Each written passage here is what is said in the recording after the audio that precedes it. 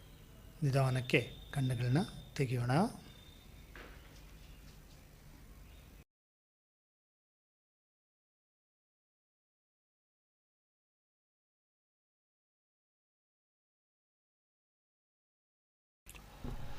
ಇವತ್ತು ನಮ್ಮ ಮುಂದಿನ ಸೆಷನ್ ನೀತಿಕತೆ. ನಮ್ಮ ಗಮನ್ ನೀತಿಕತೆ ಹೇಳೋದಕ್ಕೆ ರೆಡಿ ಇದ್ದಾನೆ. ಮತ್ತು ಇವತ್ತಿನ ಆಮೇಲೆ ದಮ್ ಚರಟ್ಸು ಕೂಡ ಗಮನ್ನು ಮಾಡಿ ತೋರಿಸ್ತಾನೆ. ಎಲ್ಲರೂ ಅದನ್ನು ಈಗ ನೋಡೋಣ. ಈಗ ಅವನು ಯಾವ ನೀತಿಕತೆ ಹೇಳ್ತಾನೆ ಅಂತ ಕೇಳೋಣ.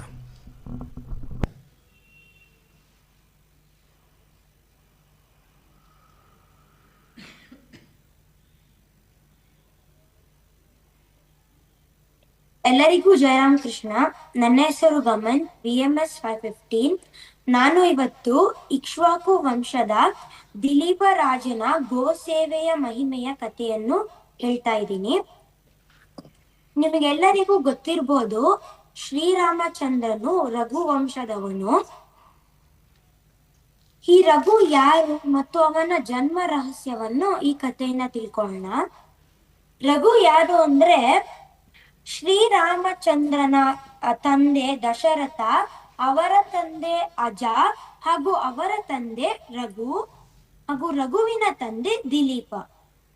ದಿಲೀಪ ಒಬ್ಬ ಜನಪ್ರಿಯ ರಾಜನಾಗಿರ್ತಾನೆ. ಹಾಗೂ ಅವನ ಹೆಂಡತಿ ಮಗಧದ ರಾಜಕುಮಾರಿ ಸುದಕ್ಷಿಣೆ. ಅವರಿಬ್ಬರಿಗೂ ಮಕ್ಕಳೇ ಆಗ್ತಾ ಇರಲ್ಲ. ಆದ್ರಿಂದ ಅವರಿಬ್ಬರು ವಸಿಷ್ಠರ ಆಶ್ರಮಕ್ಕೆ ತೆರಳ್ತಾರೆ. ಅಲ್ಲಿ ವಸಿಷ್ಠರಿಗೆ ಇದೇ ಪ್ರಶ್ನೆಯನ್ನ ಕೇಳ್ತಾರೆ. ಆಗ ವಸಿಷ್ಠರು ಹೇಳ್ತಾರೆ, ವಸಿಷ್ಠರು ಸ್ವಲ್ಪ ಹೊತ್ತು ಧ್ಯಾನ ಸ್ಥಿತಿಯಲ್ಲಿ ಕುತ್ಕೊಂಡು ಯೋಚನೆ ಮಾಡ್ತಾರೆ. ಅವರ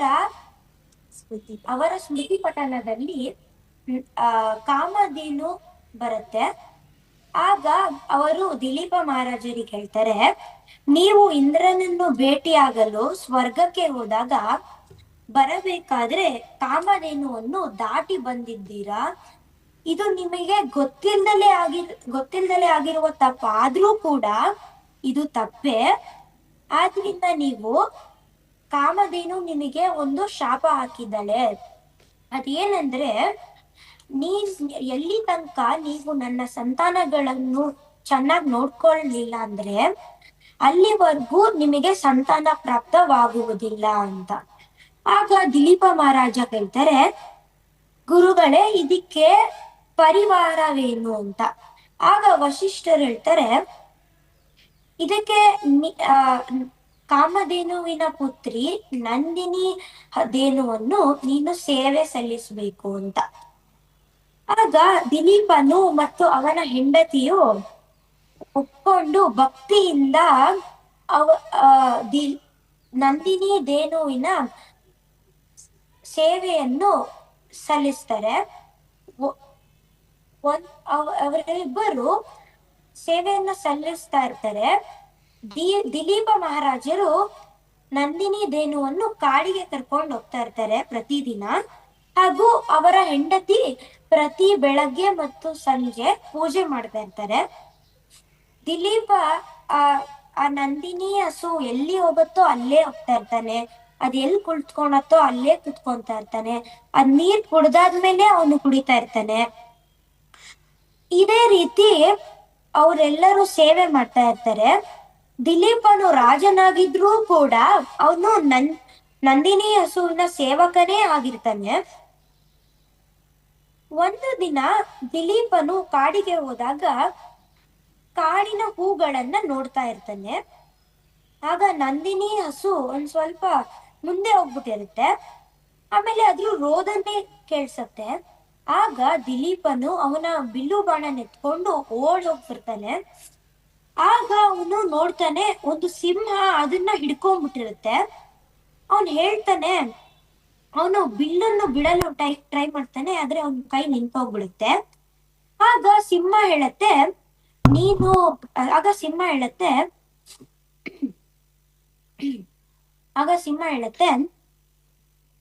ಇದು ನನ್ನ ಬೇಟೆ, ನಾನು ಶಿವನ ಭಕ್ತ ಅಂತ ಹೇಳುತ್ತೆ.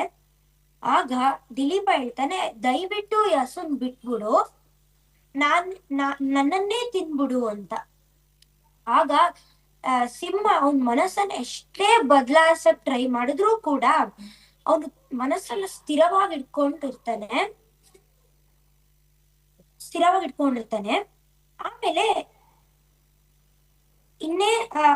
ಸಿಂಹ ನಂದಿನಿ ಹಸುವನ್ನು ಬಿಟ್ಟಿ ಅವನನ್ನ ಅಟ್ಯಾಕ್ ಮಾಡಕ್ಕೆ ಇನ್ನೇನ್ ಟ್ರೈ ಮಾಡ್ಬೇಕಾದ್ರೆ ಆಕಾಶದಿಂದ ಹೂವಿನ ಮಳೆ ಬರುತ್ತೆ, ಮತ್ತೆ ಸಿಂಹವು ಡಿಸಪಿಯರ್ ಆಗ್ಬಿಡುತ್ತೆ.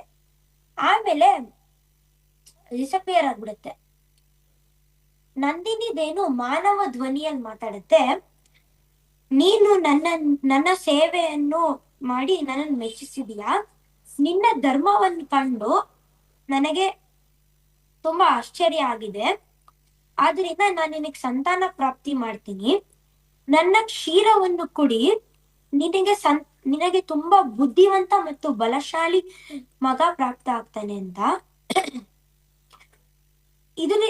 ಇದನ್ನ ದಿಲೀಪ ಹೇಳ್ತಾನೆ, ಇಲ್ಲ, ನಾನು ಇವಾಗ್ಲೇ ಸೇವಿಸಲ್ಲ, ನಾನು ಗುರುಗಳ ಆಶೀರ್ವಾದವನ್ನು ತೆಗೆದುಕೊಳ್ತೀನಿ ಮತ್ತು ನಿನ್ನ ಕ್ಷೀರವನ್ನು ಕುಡಿಯಲು ಮೊದಲು ನಿನ್ನ ಸಂತಾನಕ್ಕೆ ಮಾತ್ರ ಅಧಿಕಾರವಿದೆ ಅಂತ ಹೇಳ್ತಾನೆ. ಆಗ ಇದನ್ನು ಕಂಡು ನಂದಿನಿ ಹಸು ಅವನ ಗುರು ಭಕ್ತಿ ಅನ್ನು ಮೆಚ್ಚಿಸುತ್ತೆ. ಅವರಿಬ್ಬರು ಆಶ್ರಮಕ್ಕೆ ಸಂಜೆ ತೆರಳುತ್ತಾರೆ. ದಿಲೀಪನು ನಂದಿನಿ ಹಾಲನ್ನು ಸೇವಿಸ್ತಾನೆ ಗುರುಗಳ ಆಶೀರ್ವಾದದಿಂದ. ಅವನಿಗೆ ಒಬ್ಬ ಬಲಶಾಲಿ ಮತ್ತು ಶಕ್ತಿವಂತ ರಾಜ ಹುಟ್ತಾನೆ, ಅವನೇ ರಘು. ಈ ಕಥೆಯಿಂದ ನಾವು ಕಾಮಧೇನುವಿನ ಮಹತ್ವವನ್ನು ಮತ್ತು ಅದರ ಕ್ಷೀರದ ಪವಿತ್ರತೆಯನ್ನು ತಿಳ್ಕೋಬಹುದು. ಈ ಹಿಂದೂ ಸನಾತನ ಧರ್ಮದಲ್ಲಿ ನಾವು ಕಾಮಧೇನುವನ್ನು ಪೂಜೆ ಮಾಡ್ತೀವಿ. ನಮ್ಮ ನಂಬಿಕೆ ಇದೆ ಅದರಲ್ಲಿ ತುಂಬಾ ದೇವತೆಗಳಿದ್ದಾರೆ ಅಂತ. ಶುಭ ಸಮಾರಂಭದಂದು ನಾವು ಕಾಮಧೇನುವನ್ನ ಮನೆಗೆ ಕರ್ಕೊಂಡ್ಬಂದು ಅದರ ಕ್ಷೀರವನ್ನು ಪ್ರಸಾದ ಎಂದು ಸೇವಿಸುತ್ತೇವೆ. ಜಯರಾಮ್ ಕೃಷ್ಣ.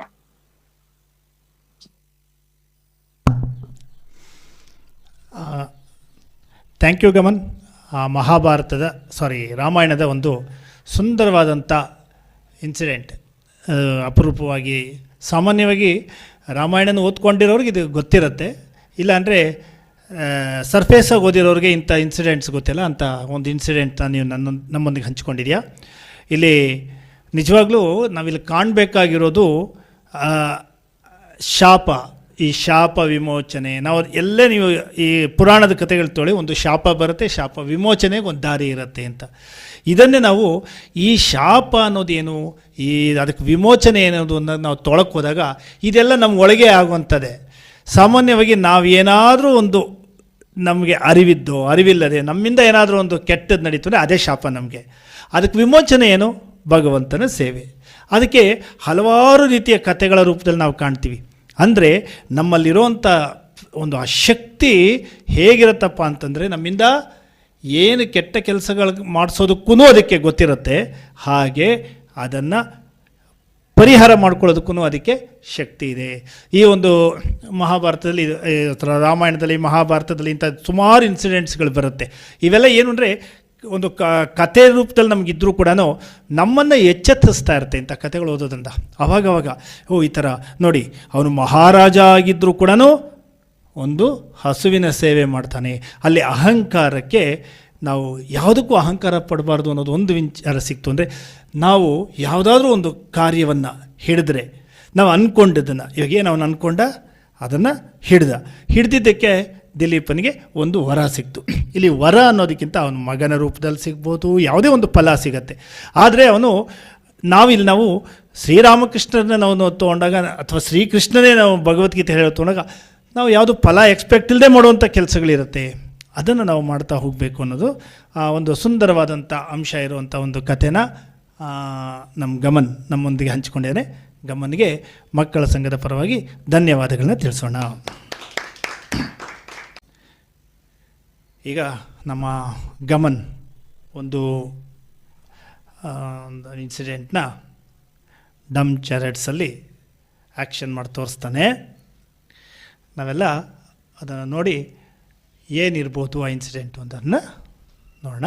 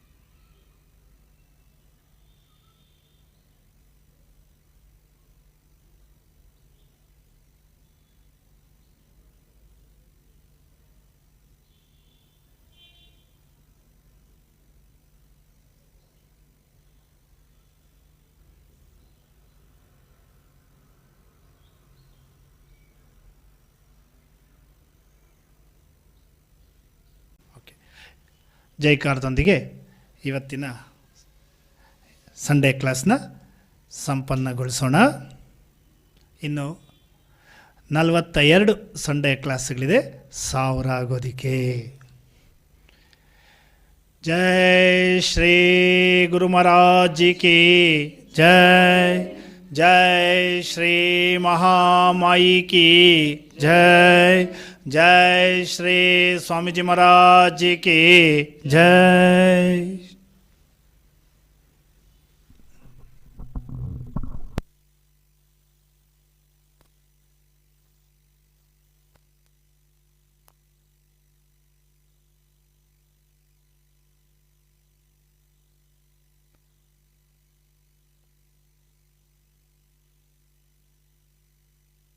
जय राम कृष्णा सर. जय राम कृष्ण सर. जय राम कृष्णा सर. जय राम कृष्णा सर. जय राम कृष्ण सर.